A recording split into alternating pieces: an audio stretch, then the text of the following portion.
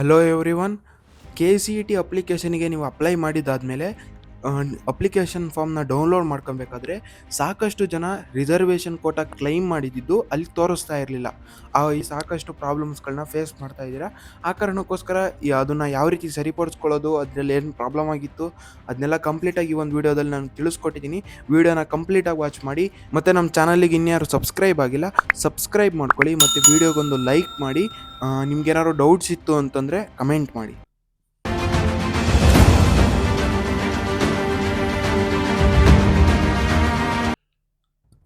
ನಾನು ಆಲ್ರೆಡಿ ಇವಾಗ application form ಯಾವ ರೀತಿ ಕಾಣಿಸುತ್ತೆ ಮತ್ತು ಅಪ್ಲಿಕೇಶನ್ ಫಾರ್ಮಲ್ಲಿ ಏನೇನೆಲ್ಲ ಇರಬೇಕು, ನಿಮ್ದೇನಾದ್ರು ತಪ್ಪಿದ್ರೆ ಸರಿಪಡಿಸ್ಕೊಳ್ರಿ ಅಂತ ನಾನು ಆಲ್ರೆಡಿ ವೀಡಿಯೋನ ಮಾಡಿಬಿಟ್ಟು ಹಾಕಿದ್ದೆ. ಆ ವಿಡಿಯೋ ಯಾರು ನೋಡಿರಲ್ಲ, ಈ ಒಂದು ವಿಡಿಯೋ ಡಿಸ್ಕ್ರಿಪ್ಷನ್ ಬಾಕ್ಸಲ್ಲಿ ಕೊಟ್ಟಿರ್ತೀನಿ, ನೀವು ಅಲ್ಲಿ ಹೋಗ್ಬಿಟ್ಟು ನೋಡಿ. ಅದು ಕಂಪಲ್ಸರಿ ನೀವು ವೀಡಿಯೋನ ನೋಡಿರಿ. ಈ ರೀತಿ ಓಪನ್ ಆಗಿರುತ್ತೆ, ಈ ರೀತಿ ಅಪ್ಲಿಕೇಶನ್ ಫಾರ್ಮ್ ಡೌನ್ಲೋಡ್ ಆಗಿರುತ್ತೆ ಲಾಸ್ಟಲ್ಲಿ.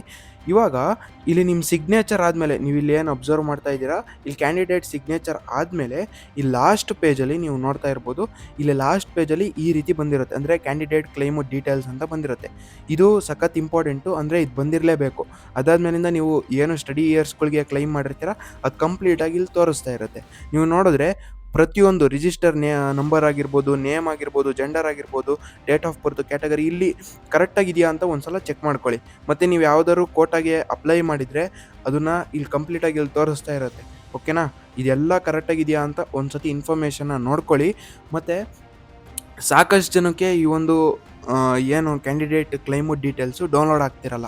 ಯಾಕೆ ಇದಾಗ್ತಿರಲ್ಲಪ್ಪ ಅಂತಂದರೆ, ನಿಮ್ಮದು ವೆರಿಫೈ ಆಗಿರಲ್ಲ. ಆ ವೆರಿಫೈಡ್ ಆಗಿರಲಿಲ್ಲ ಅಂತಂದರೆ ನೀವು ಏನು ಮಾಡಬೇಕಪ್ಪ ಅಂದರೆ, ಡಾಕ್ಯುಮೆಂಟ್ಸ್ಗಳನ್ನ ತಗೊಂಡು, ನೀವು ಯಾವ್ಯಾವ ಕೋಟಾಗೆ ಅಪ್ಲೈ ಮಾಡಿರ್ತೀರ ಆ ಡಾಕ್ಯುಮೆಂಟ್ಸನ್ನು ತಗೊಂಡು ನಿಮ್ಮ ಒಂದು ಏನು ಕಾಲೇಜಲ್ಲಿ ನೀವು ಓದ್ತಾ ಇದ್ದೀರಾ ಆ ಕಾಲೇಜಿಗೆ ಹೋಗ್ಬಿಟ್ಟು ನೀವು ವೆರಿಫೈ ಮಾಡಿಸ್ಬೇಕಾಗತ್ತೆ. ಯಾರಪ್ಪ ಅಂತಂದರೆ, ನೀವು PU ಸ್ಟೂಡೆಂಟ್ಸ್ ಆಗಿದ್ದರೆ ಆ ರೀತಿ ನಿಮ್ಮ ಕಾಲೇಜಲ್ಲೇ ಮಾಡಿಕೊಡ್ತಾರೆ, ನೀವು ಹೋಗಿ ಅಲ್ಲಿ ಮಾಡಿಸ್ಕೋಬೋದು.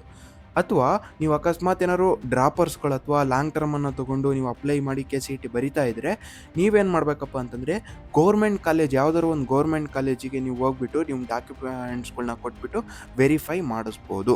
ಆ ಕಾರಣಕ್ಕೋಸ್ಕರ ಈ ಒಂದು ವೆರಿಫೈನ ಮಾಡಿಸ್ಕೊಳ್ಳಿ ಅಂತ ಹೇಳ್ತಾ, ಇವಾಗ ಇಲ್ಲಿ ನೋಡಿ claim details, claim study years ಐತಲ್ಲ, ಇಲ್ಲಿ ಸಮ್ಮರಿ. ಇಲ್ಲಿ ನೀವು ಅಬ್ಸರ್ವ್ ಮಾಡ್ತಿದ್ದೀರಾ, ಸ್ಟಡಿ ಇಯರ್ ಇನ್ ಕನ್ನಡ ಮೀಡಿಯಮು, ರೂರಲ್ ಕೋಟಾ ಆಗಿರ್ಬೋದು, ಮತ್ತು ಈ ಲಿಂಗ್ವಿಸ್ಟಿಕ್ ಕ್ಲೈಮ್ ಆಗಿರ್ಬೋದು, ರಿಲೀಜಿಯಸ್ ಕ್ಲೈಮ್ ಆಗಿರ್ಬೋದು, ಏನಿದೆ ಇಲ್ಲಿ ವೆರಿಫೈಡ್ ಅಥವಾ ನಾಟ್ ವೆರಿಫೈಡ್ ಅಂತ ತೋರಿಸ್ತಿರುತ್ತೆ.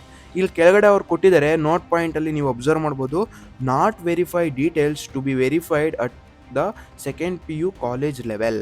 ಅಂದರೆ ನಿಮ್ಮ ಕಾಲೇಜಲ್ಲೇ ಇವಾಗ ಏನಾದ್ರು ವೆರಿಫೈ ಆಗಿರಲಿಲ್ಲ ಅಂತಂದರೆ ಈ ಡೀಟೇಲ್ಸ್ಗಳು ವೆರಿಫೈ ಕಾಲೇಜಲ್ಲೇ ಮಾಡಿಕೊಡ್ತಾರೆ. ನೆಕ್ಸ್ಟ್ ಎರಡನೇದು ನೋಡಿ, ಅಲ್ಲಿ SATS verified candidates who are not have Kannada medium, rural, linguistic, religious claims, no need to visit college for verification. ಅಂದರೆ ನಿಮ್ಮ ಹತ್ರ ಯಾರ ಹತ್ರ ರೂರಲ್ ಕೋಟಾ ಇಲ್ಲ, ಮತ್ತು ಏನು ಲಿಂಗ್ವಿಸ್ಟಿಕ್ಕು ಮತ್ತು ರಿಲಿಜಿಯಸ್ಸು ಇವ್ಯಾವುದು ನಿಮ್ಮ ಹತ್ರ ಇಲ್ಲ, ಕನ್ನಡ ಮೀಡಿಯಮ್ ಆಗಿರ್ಬೋದು ಇಲ್ಲ, ಅವರು ಯಾವುದೇ ಕಾರಣಕ್ಕೂ ನೀವು ಕಾಲೇಜಿಗೆ ಹೋಗ್ಬಿಟ್ಟು ವೆರಿಫೈ ಮಾಡಿಸೋ ಅವಶ್ಯಕತೆ ಇಲ್ಲ. ಅವ್ರು ಕಂಪ್ಲೀಟಾಗಿ ಇಲ್ಲಿ ಮೆನ್ಷನ್ ಮಾಡಿದೆ ಕ್ಲಿಯರ್. ಅಕಸ್ಮಾತ್ ಏನಾದ್ರು ನೀವು ಈ ಒಂದು ಕೋಟಾಗಳಿಗೆ ಅಪ್ಲೈ ಮಾಡಿದರೆ ನೀವೇನು ಮಾಡ್ತೀರಾ ಅಂದರೆ, ಕಾಲೇಜಿಗೆ ಹೋಗ್ಬಿಟ್ಟು ವೆರಿಫೈ ಮಾಡಿಸಿದ್ದಾದಮೇಲೆ ನೀವು ತಕ್ಷಣಕ್ಕೆ ಡೌನ್ಲೋಡ್ ಮಾಡಿದ್ರೆ ಬರೋಲ್ಲ. ಒಂದು ಸ್ವಲ್ಪ ಒಂದು 2-3 ಅವರ್ಸು, ಒಂದು 4 ಅವರ್ಸ್ ಬಿಡಿ. 4 ಅವರ್ಸ್ ಬಿಟ್ಟಿದ್ದಾದಮೇಲೆ ನೀವು ತಿರ್ಗಾ KE ಅಪ್ಲಿಕೇಶನಿಗೆ ಲಾಗಿನ್ ಆಗಿಬಿಟ್ಟು ಎಲ್ಲ ನಿಮ್ಮ ಡೀಟೇಲ್ಸ್ ಆಲ್ರೆಡಿ ಫಿಲ್ ಆಗಿರುತ್ತೆ. ನೀವು ಲಾಸ್ಟಿಗೆ ಬಂದುಬಿಟ್ಟು ಎಲ್ಲ ಕರೆಕ್ಟ್ ಇದೆಯಾ ಅಂತ ಒಂದು ಸತಿ ನೋಡ್ಕೊಂಬಿಟ್ಟು ಲಾಸ್ಟಿಗೆ ಬನ್ನಿ. ಲಾಸ್ಟಿಗೆ ಬಂದಾದಮೇಲೆ ನೀವು ಅಪ್ಲಿಕೇಶನ್ ಫಾರ್ಮನ್ನು ಮತ್ತೆ ಡೌನ್ಲೋಡ್ ಮಾಡ್ಕೊಳ್ಳಿ. ಮತ್ತೆ ಡೌನ್ಲೋಡ್ ಮಾಡ್ಕೊಂಡಾಗ ನಿಮಗೆ ಇಲ್ಲಿ ವೆರಿಫೈಡ್ ಅಂತ ಬರುತ್ತೆ. ಓಕೆನಾ?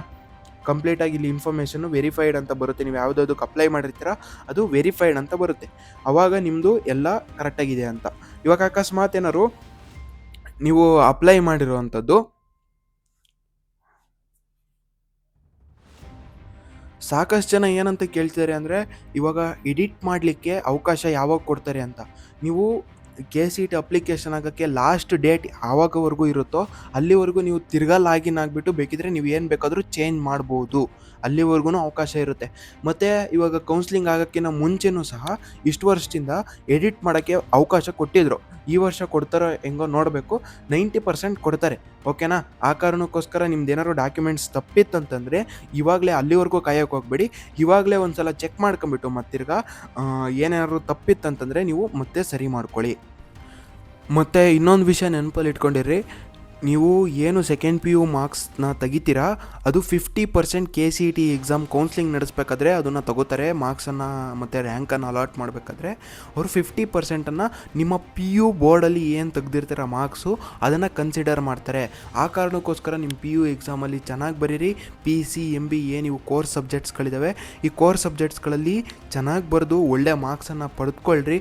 ಇವಾಗ ಎಕ್ಸಾಮ್ ಇನ್ನೇನು ಹತ್ತಿರದಲ್ಲಿದೆ, ಆ ಕಾರಣಕ್ಕೋಸ್ಕರ ಒಳ್ಳೆ ಪ್ರಿಪ್ರೇಷನನ್ನು ಮಾಡಿ. All the best. ನಿಮ್ಗೇನಾದ್ರು ಡೌಟ್ಸ್ಗಳಿತ್ತು ಅಂತಂದರೆ ಕಮೆಂಟ್ ಮಾಡಿ, ಆ ಕಮೆಂಟಿಗೆ ಖಂಡಿತವಾಗ್ಲೂ ನಾನು ರಿಪ್ಲೈ ಕೊಡ್ತೀನಿ. ಮತ್ತಿರ್ಗ ಇನ್ನೊಂದೇನಪ್ಪ ಅಂತಂದರೆ ಕಾಮೆಟ್ಕೆಗೆ ಈಗ ಆಲ್ರೆಡಿ ರಿಜಿಸ್ಟ್ರೇಷನ್ ಮಾಡ್ಕೊಳಕ್ಕೆ ಓಪನ್ ಮಾಡಿದ್ದಾರೆ. 3ನೇ ತಾರೀಕಿಂದನೇ ಅಂದರೆ ಫೆಬ್ರವರಿ 3ರಿಂದನೇ ಆಲ್ರೆಡಿ ರಿಜಿಸ್ಟ್ರೇಷನ್ ಪ್ರೊಸೆಸ್ ಓಪನ್ ಆಗೈತೆ. ಆ ಕಾರಣಕ್ಕೋಸ್ಕರ ನೀವು ಅಲ್ಲೂ ಹೋಗ್ಬಿಟ್ಟು ನೀವು ರಿಜಿಸ್ಟ್ರೇಷನ್ ಮಾಡ್ಕೊಳ್ಳಿ. ಕಾಮೆಟ್ಕೆ ಎಕ್ಸಾಮ್ ಬರೆಯೋಕ್ಕೆ ನೀವು ಟಾಪ್ ಗೌರ್ಮೆಂಟ್ ಕಾಲೇಜಸ್ ಸಿಗಬೇಕು, ಮತ್ತು ಟಾಪ್ ಇಂಜಿನಿಯರಿಂಗ್ ಕಾಲೇಜ್ ಆಗಿರ್ಬೋದು, ಒಟ್ಟು ನಿಮ್ಮ ಕಾಲೇಜ್ ಡ್ರೀಮಿಗೆ ಏನಾದ್ರು ಇಲ್ಲಿ KCET ಮುಖಾಂತರ ಹೋಗ್ಲಿಕ್ಕೆ ಆಗಲಿಲ್ಲ ಅಂದರೂ ಕಾಮೆಟ್ಕೆ ಮುಖಾಂತರ ನೀವು ಹೋಗ್ಬೋದು. ಓಕೆನಾ? ಸೇಮ್ ಸಿಲೆಬಸ್ ಇರುತ್ತೆ. ಆ ಕಾರಣಕ್ಕೋಸ್ಕರ ಕಾಮೆಟ್ಕೆಗೂ ಸಹ ನೀವು ಎಕ್ಸಾಮ್ನ ಬರೀರಿ, ಆದಷ್ಟು ಬರೆಯೋಕ್ಕೆ ಟ್ರೈ ಮಾಡಿ. ಓಕೆನಾ? ಕಾಮೆಟ್ಕೆ ಕಂಪ್ಲೀಟ್ ಪ್ರೊಸೆಸ್ ನಾನು ಆಲ್ರೆಡಿ ವೀಡಿಯೋ ಮಾಡಿ ಅಪ್ಲೋಡ್ ಮಾಡಿದ್ದೀನಿ. ಅದನ್ನು ಸಹ ನಾನು ಈ ಒಂದು ವೀಡಿಯೋ ಡಿಸ್ಕ್ರಿಪ್ಷನ್ ಬಾಕ್ಸಲ್ಲಿ ಕೊಟ್ಟಿರ್ತೀನಿ. ನೀವು ಅಲ್ಲೂ ಹೋಗ್ಬಿಟ್ಟು ನೋಡಿಬಿಟ್ಟು ಅಪ್ಲೈ ಮಾಡಿ. ಮತ್ತು ಇನ್ನೇನಾದ್ರು ಡೌಟ್ಸ್ಗಳಿತ್ತು ಅಂದರೆ ಕಮೆಂಟ್ ಮಾಡಿಬಿಟ್ಟು ಈ ಒಂದು ವೀಡಿಯೋಗೊಂದು ಲೈಕ್ ಮಾಡಿ, ಮತ್ತು ಚಾನಲ್ಗೆ ಸಬ್ಸ್ಕ್ರೈಬ್ ಮಾಡ್ಕೊಳ್ಳಿ. ಇನ್ನೂ ಸಾಕಷ್ಟು ಅಪ್ಡೇಟ್ಸ್ಗಳನ್ನ ಕೊಡ್ತಾ ಹೋಗ್ತೀನಿ. ಓಕೆನಾ? ಇದಿಷ್ಟು ಇನ್ಫಾರ್ಮೇಷನ್ ಆಗಿತ್ತು. ಮತ್ತು ಮುಂದಿನ ವೀಡಿಯೋದಲ್ಲಿ ಸಿಗೋಣ. ಅಲ್ಲಿವರೆಗೂ ಟೇಕ್ ಕೇರ್. ಬಾಯ್.